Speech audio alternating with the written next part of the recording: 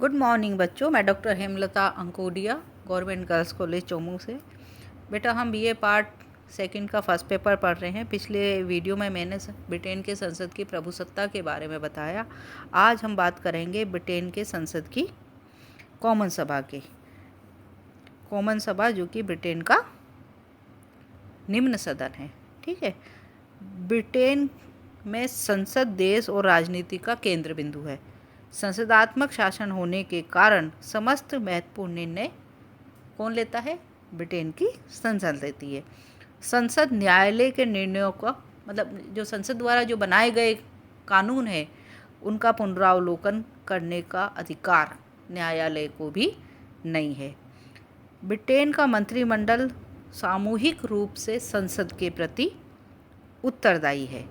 British राष्ट्रीय जीवन में संसद का अभिन्न संबंध केंद्रीय शासन यंत्र के संचालन में उसका हाथ इत्यादि बातों से एक अद्वितीय सदन की स्थिति प्रदान कर दी गई है।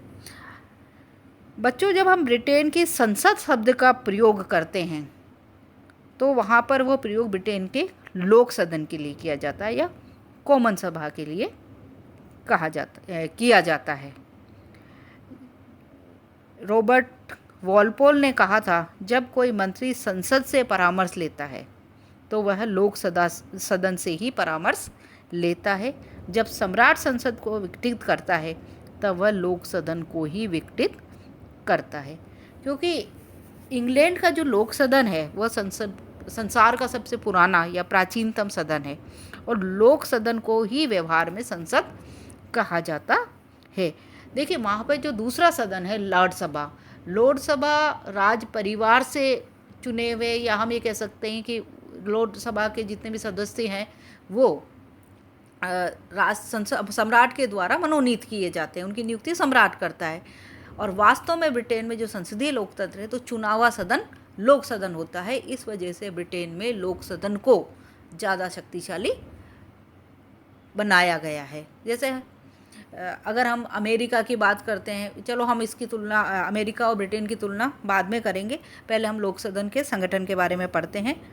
लोक सदन का जो संगठन है उसमें लोक सदन के सदस्यों की संख्या समय समय पर परिवर्तित होती रही है। ब्रिटेन में समय समय पर निर्वाचन क्षेत्र की सीमाओं का पुनर्निर्धारण होता है तथा इस पुनर्निर्धारण के आधार पर लोक सदन के सदस्य संख्या भी परिवर्तित की जाती है। लगभग 2 दशक से लोक सदन की सदस्य संख्या 659 यानी 659 थी। 2003-04 में निर्वाचन क्षेत्र की सीमाओं का पुनर्निर्धारण किया गया तथा इस पुनर्निर्धारण के आधार पर लोक सदन की सदस्य संख्या 646 निर्धारित की गई। इस प्रकार वर्तमान में लोक सदन की जो सदस्य संख्या है वो 646 है। विभिन्न क्षेत्रों में स्थानों का यह विभाजन इस प्रकार है, जैसे ब्रिटेन के 529 सदस्य, स्कॉटलैंड के 59, वेल्स के 40 और उत्तरी आयरलैंड के 18 सदस्य होते हैं। 2 दशक से स्कॉटलैंड के प्रतिनिधियों की संख्या 2 दशकों तक जो वहाँ का स्कॉटलैंड है उसके प्रतिनिधियों की संख्या 72 हुआ करती थी, किंतु वर्तमान समय में उसको घटाकर 59 कर दिया गया है। बाकी क्षेत्रों का जो प्रतिनिधित्व है वह आज भी वही है जो पहले डिसाइड किया गया था। लोक सदन के समस्त सदस्य वयस्क मताधिकार और प्रत्येक निर्वाचन के आधार पर चुने जाते हैं। पहले ब्रिटेन में वोट देने की या जो उम्र थी वो 21 वर्ष की थी, मतलब 21 वर्ष की आयु को 21 वर्ष का जो भी व्यक्ति है उसको मतदान का अधिकार प्राप्त था। किंतु 1969 के अधिनियम के अनुसार 18 वर्ष की आयु प्राप्त प्रत्येक व्यक्ति को मताधिकार प्रदान कर दिया गया। ब्रिटेन में पहले बहुत कुछ बहुसदस्यीय निर्वाचन क्षेत्र भी थे, किंतु 1948 ईस्वी से सभी निर्वाचन क्षेत्र एकल सदस्य हो गए हैं और लोक सदन के एक सदस्य द्वारा लगभग 75,000 मतदाताओं का प्रतिनिधित्व किया जाता है। ये चुनाव साधारण बहुमत प्रणाली के आधार पर होते हैं और 1872 ईस्वी से ब्रिटेन में गुप्त मतदान की प्रणाली को अपना लिया गया है। अब हम ब्रिटेन के जो संसद सदस्य हैं लोक सदन के, उनकी योग्यता की बात करें तो कोई भी स्त्री पुरुष किसी भी निर्वाचन क्षेत्र से कॉमन सभा का चुनाव लड़ सकता है। और उनमें लेकिन कौन सी योग्यताएं होनी चाहिए वो मैं आपको बताती हूँ। पहला है इंग्लैंड का नागरिक हो, उसकी आयु 21 वर्ष से ऊपर हो, उसका नाम मतदाता सूची में हो, वह देश के प्रति निष्ठा की शपथ लेने को तैयार हो। जो व्यक्ति लोक सदन के सदस्य नहीं बन सकते, हर व्यक्ति को तो चुनाव लड़ने का अधिकार नहीं होता, कुछ व्यक्ति ऐसे भी होते हैं जिनको कि चुनाव लड़ने का अधिकार नहीं होता, जिनको सदस्य नहीं बनाया जा सकता, वह व्यक्ति जो राज्यसभा का सदस्य है। क्योंकि व्यक्ति एक का मेंबर रहेगा, या तो लोक सदन का या राज्यसभा का। क्योंकि राज्यसभा स्थायी सदन है, उसको भंग नहीं किया जा सकता, तो लोकसभा का सदस्य कभी भी लोक सदन का मेंबर नहीं बन सकता। दूसरा, जो विदेशी हो, जो नाबालिग हो, जो पादरी, नगरों के मेयर तथा काउंटियों के शेरिफ हो, जो गवर्नमेंट सर्वेंट हो, शासकीय कर्मचारी हो, जो किसी तरह प्रत्यक्ष रूप से सरकार द्वारा लाभान्वित होते हो, जिनको कि फ़ायदा सरकार पहुंचाती है।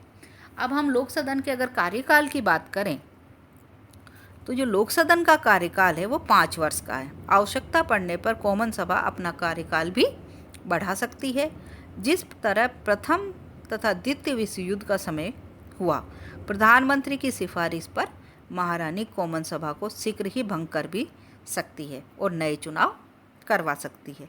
प्रायः प्रधानमंत्री ऐसा उस समय करते हैं जब उनके विरुद्ध अविश्वास प्रस्ताव पास हो जाए और वह जनता से दोबारा शक्ति प्राप्त करने के लिए अपील करता है।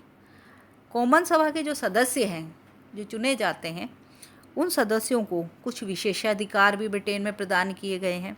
वह विशेषाधिकार है, उन्हें सदन में भाषण देने की पूर्ण स्वतंत्रता होती है। उन्हें संसद द्वारा निर्वाचित वेतन भत्तों के अतिरिक्त बिना किराए के ये रेल यात्रा की सुविधा प्राप्त होती है। उन्हें किसी भी दीवानी मुकदमे में सदन के सदस्य अधिवेशन से 40 दिन पूर्व और 40 दिन बाद तक गिरफ्तार नहीं किया जा सकता। मतलब अधिवेशन चल रहा हो तो उसके 40 दिन पहले और 40 दिन बाद तक उनको गिरफ्तार नहीं किया जा सकता। कॉमन सभा को सामूहिक रूप से ब्रिटिश महारानी के पास पहुंचने का अधिकार है। मतलब वो सब मिलकर महारानी से मिल सकते हैं। कॉमन सभा को अपनी कार्यवाही के नियंत्रण का भी अधिकार है। यदि कोई व्यक्ति सदन के विशेषाधिकारों का उल्लंघन करता है तो उसे सदन दंड भी दे सकता है। सदन किसी सदस्य की अनर्हताओं के विषय में निर्णय ले सकता है और इस आधार पर चुनाव को भी रद्द कर सकता है। अब हम बात करते हैं ब्रिटेन की कॉमन सभा की शक्तियाँ और कार्य। ब्रिटेन की कॉमन सभा विश्व की सबसे शक्तिशाली लोक सदन है, तो उसकी शक्तियाँ भी बहुत ज़्यादा है। कॉमन सभा के कार्य शक्तियाँ जो हैं वो 4 प्रकार की हैं। पहला है विधि निर्माण की, दूसरी कार्यपालिका संबंधी, तीसरी वित्तीय और कुछ अन्य कार्य भी लोक सदन के द्वारा किए जाते हैं। उसमें जो पहला है विधि निर्माण संबंधी कार्य। विधि निर्माण क्षेत्र में ब्रिटिश कॉमन सभा की शक्तियाँ असीम है। ब्रिटेन के किसी भी विषय पर कॉमन सभा द्वारा कानून बनाया जा सकता है। सैद्धांतिक रूप से एक विधेयक को कानून बनाने के लिए कॉमन सभा की, लॉर्ड सभा की और सम्राट की स्वीकृति आवश्यक है। इनमें राजा की स्वीकृति तो केवल नाम मात्र की है, और जहाँ तक लॉर्ड सभा का प्रश्न है वह किसी सामान्य विधेयक को 1 वर्ष के लिए विलंब कर सकता है। इस प्रकार कॉमन सभा इंग्लैंड में उच्चतम कानून निर्मात्री संस्था है। और जो दूसरा कार्य है वह है कार्यपालिका संबंधी शक्तियाँ या कार्य। ब्रिटेन में कार्यपालिका पर नियंत्रण केवल कॉमन सभा का है, लॉर्ड सभा का नहीं है। मंत्रिमंडल कॉमन सभा के प्रति सामूहिक रूप से उत्तरदायी है।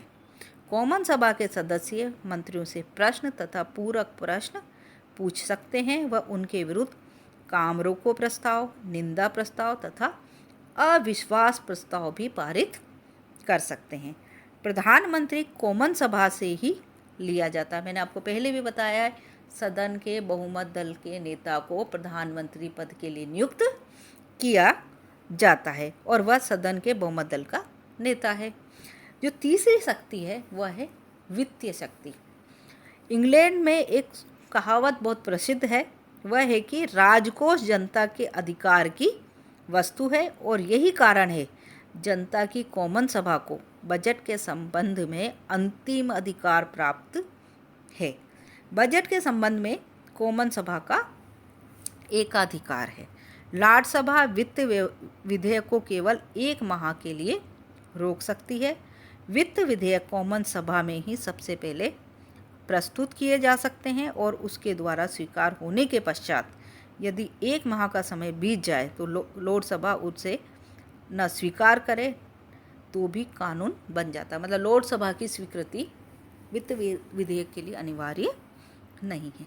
इसके अलावा कुछ अन्य कार्य भी ब्रिटेन की कॉमन सभा के द्वारा किए जाते हैं। जैसे पहला है जनता की राय की अभिव्यक्ति करना, दूसरा है लोगों को शिक्षित करना, मतलब शिक्षण प्रदान करना यानी सरकार की नीतियों वगैरह से अवगत करवाना, या राजनीतिक शिक्षा प्रदान करने का काम भी कॉमन सभा के द्वारा किया जाता है। इसके अलावा जनता की शिकायतों तथा कष्टों को सुनना। कॉमन सभा देश के दर्पण के रूप में काम करती है, मतलब कांच के रूप में काम करती है, एक आईना है। अगर हम ये कहें कि विश्व का शक्तिशाली प्रथम सदन ब्रिटेन की कॉमन सभा है तो ये सही है।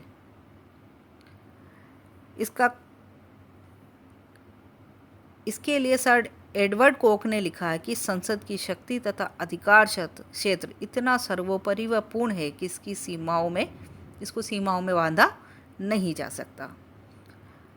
डिज़राइली क्या कहते हैं? वो कहते हैं कॉमन सभा संसार की सबसे अधिक प्रकंपित करने वाली और होश गायब करने वाली संस्था है।